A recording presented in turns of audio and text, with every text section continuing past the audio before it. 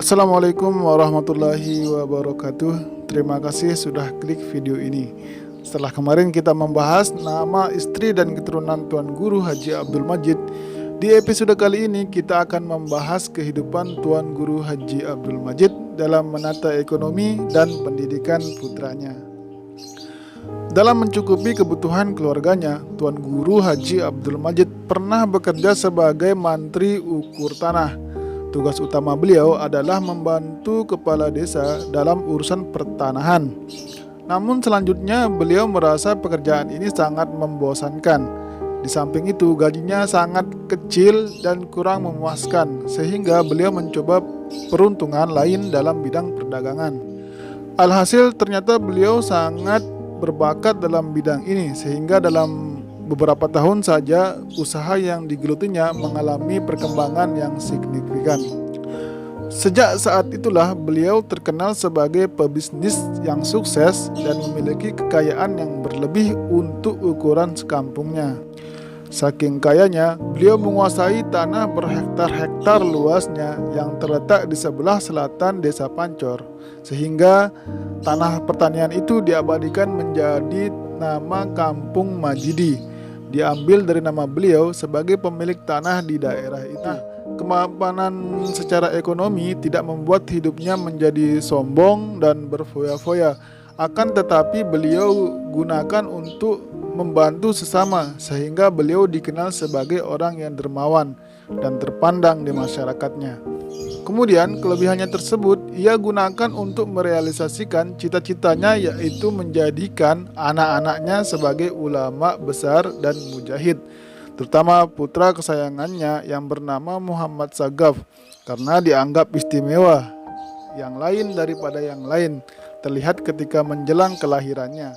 Kesungguhannya ini berangkat dari dorongan karena kondisi Pulau Lombok khususnya pada saat itu masih terbelenggu dalam animisme dan keterbelakangan dalam sektor kehidupan.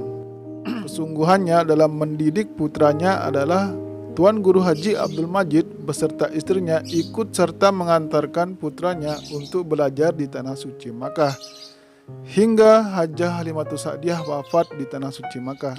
Dalam hal berguru, Tuan Guru Haji Abdul Majid tidak sembarangan menyerahkan putranya untuk mengaji, sehingga selama 2 bulan beliau berkeliling di Masjidil Haram untuk menemukan ulama yang pas, sampai bertemulah ia dengan ulama berkebangsaan Indonesia bernama Syekh Marzuki, dan kepadanya lah Muhammad Sagaf diserahkan untuk belajar. Poin terpenting yang bisa kita ambil sebagai pelajaran dari kisah ini adalah ketelatenan Hajah Halimatus Sa'diyah dalam memberikan pendidikan kepada putra kesayangannya saat belajar di Tanah Suci Makkah, yaitu selalu mengajarkan putranya ketika hendak berangkat ke sekolah atau mengaji untuk bersalaman dan mencium tangan, dan tak lupa mendoakan anaknya dengan doa yang sangat singkat, yaitu mudah-mudahan anakku mendapat ilmu yang berkah.